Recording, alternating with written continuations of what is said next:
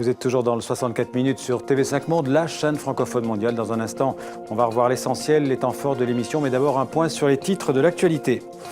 Triple votation en Suisse, consultée par référendum, les Suisses disent non à l'instauration d'un salaire minimum.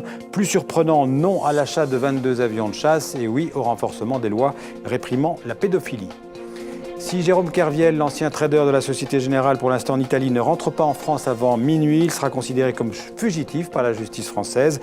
Kerviel avait été condamné à 3 ans de prison ferme pour avoir provoqué près de 5 milliards de pertes à la Société Générale en 2008. Après les manifestations anti-chinoises à Hanoï, la Chine décide d'évacuer 3000 de ses ressortissants du Vietnam. Les deux pays se disputent le contrôle de plusieurs îles en mer de Chine.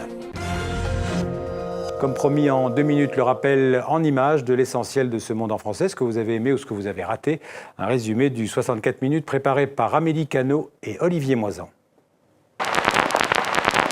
J'étais un connard à l'époque, j'ai pas honte de le dire. J'ai honte aujourd'hui d'avoir parti de ce système et je vais passer le reste de ma vie à essayer de le dénoncer, à essayer d'apporter mon témoignage pour essayer de le rendre meilleur, je sais pas, mais à tout le moins essayer de le faire évoluer. Les pires intempéries depuis 120 ans dans les Balkans. Les cours d'eau en crue continuent de faire des ravages dans des dizaines de villes, en particulier à Obrenovac. Pourquoi on n'aime plus l'Europe? Tout simplement parce qu'elle ne sert à rien pour un Européen aujourd'hui. L'Europe, au contraire, est un instrument de l'appauvrissement des citoyens en Europe.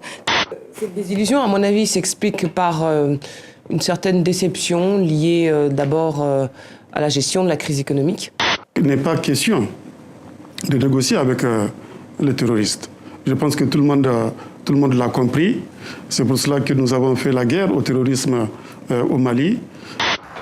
Il n'y aura pas de grand rassemblement dans le centre de Simferopol. Signe de malaise, l'Assemblée des Tatars de Crimée a annulé toute commémoration des 70 ans de la déportation de leur peuple.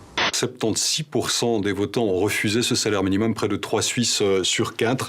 La police turque a arrêté ce dimanche 24 personnes, y compris certains dirigeants de la mine soupçonnés de négligence. Pourquoi vous avez mis le colonel Kadhafi en couverture de votre nouvelle BD? Justement, c'est parce que cet album se concentre sur les premières années en Libye et les premières années en Syrie. Donc c'est vrai que là, j'étais avec mon père, ma mère en Libye. Mon père avait de grands rêves. C'est divin. Mettez un rouge à lèvres soutenu et vous serez merveilleuse. C'est un mythe, c'est lui qui a apporté à la femme énormément de choses. On se souvient bien, en tout cas moi je me souviens bien du costard, le premier costard qui a été fait pour une femme et qui restait féminin. Enfin, il a eu une approche très moderne de son art. La palme, si on vous l'amène, vous la prendrez quand même, ici.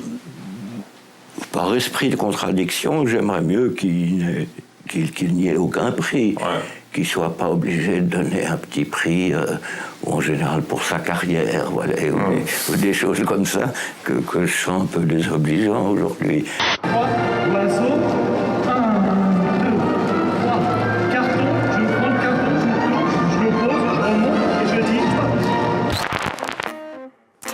Avant de nous séparer, une pensée pour le dernier otage français, Serge Lazarevitch, détenu quelque part au Sahel depuis 906 jours. Pensée aussi pour tous les autres otages dans le monde, et en particulier les lycéennes enlevées au Nigeria. Voilà, fin de ce 64 minutes. Demain, vous avez rendez-vous avec Mohamed Kassi et toute l'équipe du 64 minutes. D'ici là, restez bien sûr avec nous sur TV5 Monde. À bientôt et merci.